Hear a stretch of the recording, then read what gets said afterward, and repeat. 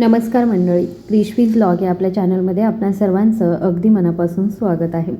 बऱ्याचदा आपल्याला अचानक असा क्षण येतो जेव्हा आपले हात किंवा पाय पूर्णपणे सुन्न होतात आणि आपल्याला त्या भागामध्ये एक विचित्र मुंग्या येणं किंवा किंचित मुंग्या येणं, तीक्ष्ण टोचणं असं जाणवतं. जणू काही कोणीतरी आपल्याला खूप बारीक सोयीने टोचलं आहे किंवा आपल्याला सौम्य विजेचा धक्का बसला आहे आणि आपण लगेच तो भाग हलवायला बघतो. बऱ्याचदा ही समस्या अचानक सुरू होते, कोणत्याही संकेतांशिवाय किंवा इशाऱ्यांशिवाय, आणि नंतर थोड्याच वेळात स्वतःहून सामान्य होते. म्हणूनच बहुतेक लोक याकडे दुर्लक्ष करतात.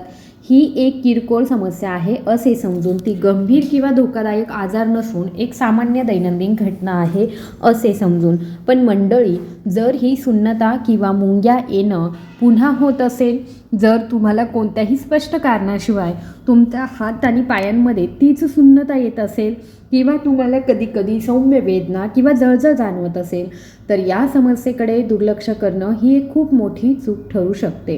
कारण कधीकधी ही गंभीर अंतर्निहित आरोग्य समस्या किंवा अंतर्निहित आजाराची सुरुवात असू शकते, जी हळूहळू वाढत जाते आणि नंतर अधिक समस्या निर्माण करते.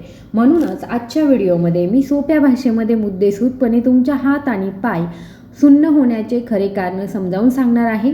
हे अनेक सामान्य कारणांमुळे होऊ शकतं आणि कोणते साधे आणि प्रभावी घरगुती उपाय ही समस्या लक्षणीयरित्या कमी करू शकतात. म्हणून कृपया हा व्हिडिओ शेवटपर्यंत काळजीपूर्वक पाहिल्यानंतरच थांबवा, कारण तुम्हाला यापूर्वी कधीही ऐकलेली नसलेली आरोग्यविषयक माहिती इथेच मिळणार आहे. जर तुम्हाला माझा प्रयत्न थोडासाही उपयुक्त वाटला तर कृपया व्हिडिओला एक लाईक नक्की करा आणि तुम्ही हा व्हिडिओ कुठून बघत आहात हे मला कमेंट बॉक्समध्ये नक्की सांगा. सोबतच तुम्ही जर चॅनलवर नवीन आला असाल तर आपल्या चॅनलला सबस्क्राईब करायला विसरू नका. आजच्या उपयुक्त आणि माहितीपूर्ण महत्त्वाच्या व्हिडिओकडे आपण वळत आहोत. सर्वात पहिलं हे समजून घेणं महत्त्वाचं आहे की आपले हात किंवा पाय खरोखर सुन्न झाले आहेत का, हे आपल्याला कसं कळतं. जर तुम्ही काहीतरी धरलं असेल हातामध्ये पण ते जाणवू शकत नसाल किंवा तुम्हाला हळूहळू त्याच भागात मुंग्या येत असतील किंवा काटे येत असतील किंवा सौम्य जळजळ जाणवू लागली, तर हे सुन्न होण्याचं स्पष्ट लक्षण आहे. बऱ्याच वेळा कोणतेही स्पष्ट कारण नसताना हात किंवा पाय सुन्न होतात. हलक्या हाताने हलवल्याने किंवा त्या भागाला हलकी मालिश केल्याने काही मिनिटांमध्येच आपल्याला आराम मिळतो आणि सर्व काही पुन्हा ठीक होतं. आता मोठा प्रश्न हा आहे की ही समस्या पुन्हा का येते आणि त्याचं मूळ कारण नेमकं काय आहे. आपल्या हातांमध्ये आणि पायांमध्ये नसा असतात, असंख्य नसा असतात. जेव्हा या नसांमध्ये रक्त परिसंचरण बिघडतं किंवा अडथळा येतो, तेव्हा त्या भागामध्ये मुंग्या येणं, सुन्न होणं, काटे येणं जाणवू लागतं. याची अनेक वेगवेगळी कारणे असू शकतात, परंतु दोन सामान्य कारणे अनेकदा दिसून येतात. पहिलं आणि सर्वात सामान्य कारण म्हणजे कार्पल टनेल सिंड्रोम. जर तळहातामध्ये, मनगटामध्ये किंवा बोटांमध्ये बराच काळ सुन्नपणा किंवा मुंग्या येणं वारंवार होत असेल, तर ते बहुतेकदा कार्पल टनेल सिंड्रोममुळे असतं. जेव्हा मनगटातून वाहणाऱ्या मुख्य मज्जातंतूवर जास्त दबाव येतो, जो हात, बोटे आणि हातांना सिग्नल प्रसारित करतो, तेव्हा हे उद्भवतं. ही समस्या सर्वात जास्त तर्जनी, मधलं बोट आणि अंगठ्यामध्ये जाणवते. जर ही समस्या लवकर ओळखली गेली तर ती नियंत्रित करणं खूप सोपं होतं. म्हणून जर तुम्हाला वारंवार हात सुन्न होत असतील तर कोणत्याही कामादरम्यान वारंवार ब्रेक घ्या. तुमच्या मनगटांना आणि बोटांना थोडासा आराम द्या. दिवसातून 2 किंवा 3 वेळा हळूहळू तुमचे मनगट घड्याळाच्या दिशेने आणि नंतर घड्याळाच्या उलट दिशेने फिरवणं खूप फायदेशीर आहे. यामुळे नसांवरील दबाव कमी होतो आणि सुन्नपणा किंवा मग मुंग्या येणं देखील कमी होतं. आता मंडळी, या समस्येचा आणखी एका सामान्य आणि अनेकदा दुर्लक्षित करण्याबद्दल बोलूया. शरीरामध्ये आवश्यक पोषक तत्वांचा अभाव. जेव्हा आपल्या शरीरामध्ये व्हिटॅमिन B12, पोटॅशियम, कॅल्शियम, लोह, मॅग्नेशियम सारख्या महत्त्वाच्या खनिजांची पातळी कमी होते, तेव्हा आपल्या नसा योग्यरित्या कार्य करू शकत नाहीत.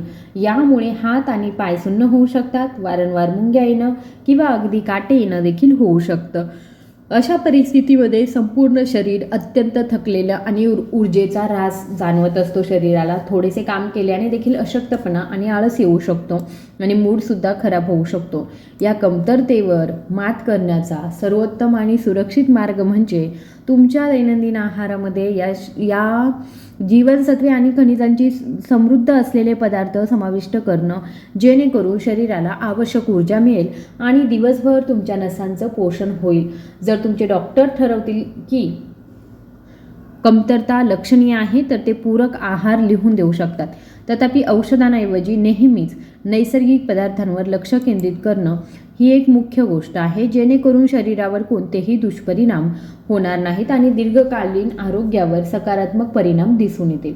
शिवाय जर तुम्ही जास्त घट्ट कपडे घातले किंवा जास्तीत जास्त तासनतास एका स्थितीमध्ये तुम्ही बसून हालचाली मर्यादित केल्या तर तुमच्या नसांवर दबाव वाढतो आणि या दाबामुळे वारंवार मुंग्या येणं, हातपाय बधीर होणं किंवा काटे येणं यांचा धोका वाढतो. विशेषतः जे लोक दिवसभर लॅपटॉप, मोबाईल फोन किंवा मग ऑफिस खुर्चीवर बसून घालवतात त्यांच्यासाठी रक्ताभिसरण मंदावतं, ज्यामुळे हात आणि पायांमध्ये ही सुन्नता अधिक जाणवते.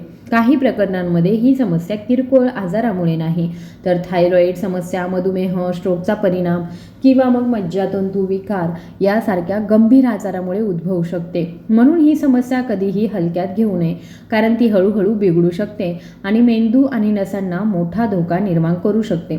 जर तुम्हाला ही समस्या वारंवार येत असेल, म्हणजे तुम्हाला केवळ विशिष्ट भागातच नव्हे तर तुमच्या हात आणि पायांमध्ये मुंग्या येणं किंवा बधीरपणा येत असेल आणि ती अनेक दिवसांपासून सुरू असेल तर तुम्ही योग्य तपासणीसाठी पात्र डॉक्टरांचा सल्ला घ्यावा. थेट न्यूरोलॉजिस्टला भेटणं चांगलं आहे, जेणेकरून ते मूळ कारण ठरवू शकतील आणि त्यानुसार उपचार सुरू करू शकतील. एकदा नेमकं कारण ओळखल्यानंतर उपचार योग्य असतील आणि तुम्हाला हळूहळू आराम मिळेल. आवश्यक असल्यास तुमचे डॉक्टर औषधे देखील लिहून देऊ शकतात. म्हणून काळजी करण्याची किंवा घाबरण्याची गरज नाही. सतर्क राहणं आणि वेळेवर कारवाई करणं अत्यंत महत्त्वाचं आहे.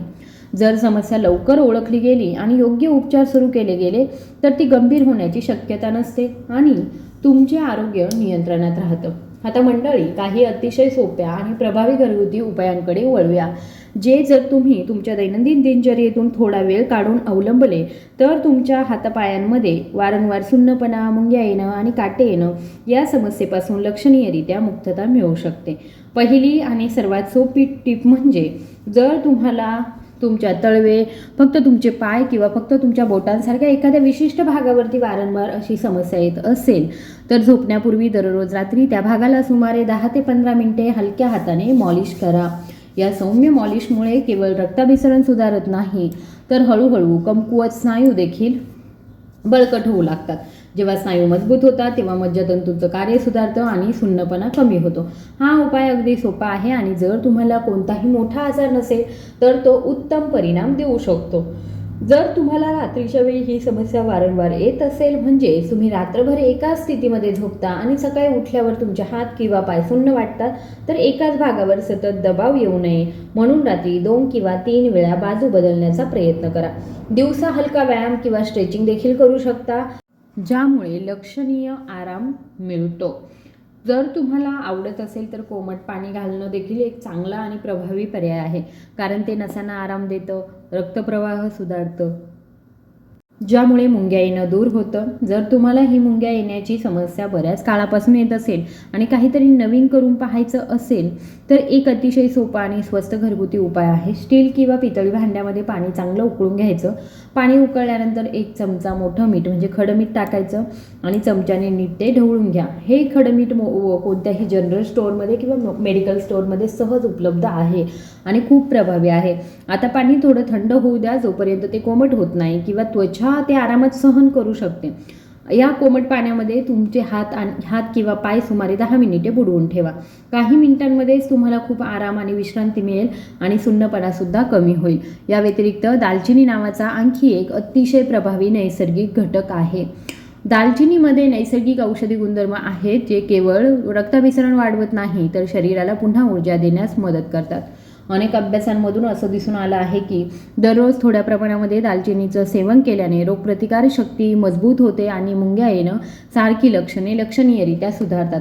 दालचिनीचं सेवन करण्याचे 2 सोपे मार्ग आहेत. पहिली पद्धत म्हणजे सकाळी रिकाम्या पोटी 1 ग्लास कोमट पाण्यामध्ये अर्धा चमचा दालचिनी पावडर पिणं आणि दुसरी पद्धत म्हणजे अर्धा चमचा दालचिनी पावडर 1 चमचा शुद्ध मधामध्ये मिसळून ते चाटणं आणि नंतर 1 ग्लास कोमट पाणी पिणं। दोन्ही पद्धती अत्यंत फायदेशीर आहेत आणि तुम्ही ते सकाळी रिकाम्या पोटी किंवा जेवणानंतर 2 तासांनी घेऊ शकता। हळूहळू तुम्हाला सुन्नपणा आणि वेदना कमी होताना आणि तुमचं शरीर चांगलं प्रतिसाद देत असल्याचं दिसून येईल।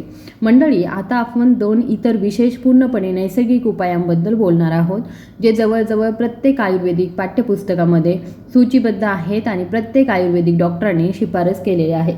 पहिलं म्हणजे कोरडं आलं किंवा सुंठ, ज्याला आपण सुंठ म्हणतो, आणि दुसरं म्हणजे हळद, जे प्रत्येक भारतीय घरामध्ये दररोज वापरलं जातं। झोपण्यापूर्वी 1 ग्लास दुधामध्ये हे दोन्ही सेवन केल्याने तुमच्या नसा मजबूत होतात, शिवाय नैसर्गिकरित्या रक्ताभिसरण देखील सुरू होतं आणि त्याचबरोबर थायरॉईडला सुद्धा याचा चांगला परिणाम होतो। ती तयार करण्याची पद्धत देखील खूप सोपी आहे। तुम्हाला फक्त 1 ग्लास दूध चांगलं उकळून घ्यायचं आहे। ते उकळल्यानंतर त्यात 1/4 चमचा आलं पावडर टाकायचे आहे, म्हणजे सुंठ पावडर टाकायची आहे, आणि सुमारे 1/4 चमचा हळद पावडर घाला। चमच्याने ती नीट ढवळून घ्या। नंतर ते थोडं थंड होऊ द्या आणि कोमट होईपर्यंत वाट पहा। ते पिण्यासाठी तयार झाल्यावर झोपण्यापूर्वी अर्धा तास आधी हळूहळू आणि आरामात प्या। बाजारात उपलब्ध असलेल्या जुन्या दुकानातून विकत घेतलेल्या पावडर वापरण्याऐवजी घरी स्वतःचं सुकं आलं आणि हळद पावडर बनवण्याचा प्रयत्न करा, कारण घरगुती पावडर शरीरासाठी अधिक शुद्ध, अधिक प्रभावी आणि अधिक सुरक्षित सुद्धा असते। जर तुम्हाला तुमच्या नसा निरोगी राहाव्यात, रक्तप्रवाह चांगला राहावा आणि तुम्हाला कधीही मुंग्या येणं किंवा सुन्नपणा जाणवू नये असं वाटत असेल, तर दररोज थोडा वेळ चालण्यासाठी किंवा काही सोप्या योगासनांचा सराव नक्की करा। त्याचबरोबर मोहरीच्या तेलाने किंवा तिळाच्या तेलाने हात आणि पाय हलक्या हाताने मालिश करण्याची सवय लावा। यामुळे नसांना आराम मिळतो आणि त्यांची कार्यक्षमता सुधारते। आता आपला आहार येतो। आपल्या नसा मजबूत आणि सक्रिय ठेवण्यासाठी आपल्या दैनंदिन आहारामध्ये विटॅमिन B12, लोह, कॅल्शियम, पोटॅशियम आणि मॅग्नेशियम समृद्ध असलेले पदार्थ समाविष्ट करणं फार गरजेचं आहे। केळी हे पोटॅशियमचा एक उत्तम स्रोत आहे। पालकामध्ये लोहाचं प्रमाण जास्त आहे। खजूर, मनुका, तीळ, गूळ हे देखील खूप फायदेशीर आहेत। त्याचप्रमाणे संत्री, नाशपती, जर्दाळू, पिकलेले पेरू आणि डाळिंब यासारखी फळे आवश्यक पोषण प्रदान करतात आणि चांगलं आरोग्य वाढवतात।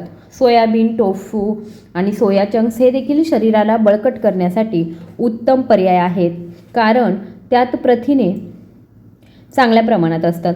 जर विटॅमिन B12ची कमतरता असेल तर बटाटे, गाजर, मुळा आणि गोड बटाटे यासारख्या भाज्या खा। तुमच्या आहारामध्ये दूध, दही, लोणी, तूप आणि चीज सारखे दुग्धजन्य पदार्थ समाविष्ट करा, कारण ते विटॅमिन B12ने समृद्ध असतात।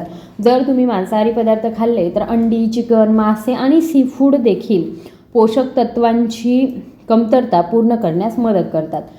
हे लक्षात ठेवणं महत्त्वाचं आहे की जास्त मांसाहारी पदार्थ खाल्ल्याने युरिक ॲसिड आणि कोलेस्ट्रॉलची पातळी वाढू शकते, म्हणून ते कमी प्रमाणामध्ये सेवन करावं। या सर्वांपैकी मासे हे सर्वात आरोग्यदायी मानले जातात, कारण ते कमी चरबीयुक्त असतात आणि शरीराला हलके, तंदुरुस्त आणि निरोगी ठेवतात।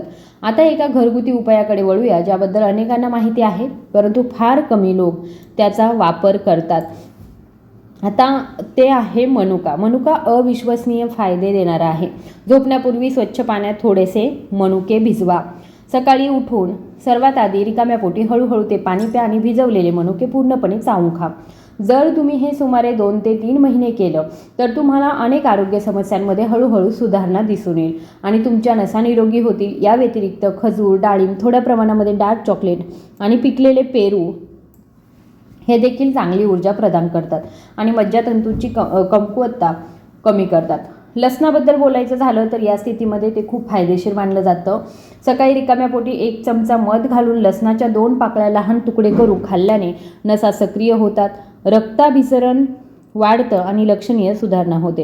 हिरव्या पालेभाज्या, मुळ्याच्या भाज्या, हंगामी फळे आणि सुकामेवा या सर्वांमध्ये आवश्यक जीवनसत्व आणि खनिजे असतात, ज्यामुळे शरीर मजबूत होतं। एक छोटीशी सूचना: खाण्यापूर्वी नेहमी सुकामेवा 7 ते 8 तास पाण्यामध्ये भिजवा, जेणेकरून ते सहज पचतील आणि शरीर त्याचं संपूर्ण पोषक तत्व शोषू शकेल। लक्षात ठेवा की आपल्या शरीराचे बहुतेक आजार थेट आपल्या खाण्याच्या सवयी आणि दैनंदिन सवयींशी जोडलेले असतात। जर आपण आपल्या आहाराकडे थोडं लक्ष दिलं, सक्रिय जीवनशैली स्वीकारली आणि आपल्या शरीरातील विश्रांतीसाठी वेळ दिला तर आपण बराच काळ निरोगी, उत्साही आणि तंदुरुस्त राहू शकतो आणि सुन्नपणा, मुंग्या येणं आणि काटे येणं यासारख्या समस्यांपासून स्वतःचं संरक्षण करू शकतो. जर तुम्हाला हा व्हिडिओ उपयुक्त वाटला असेल तर कृपया व्हिडिओला लाईक, शेअर आणि सबस्क्राईब करायला विसरू नका. धन्यवाद.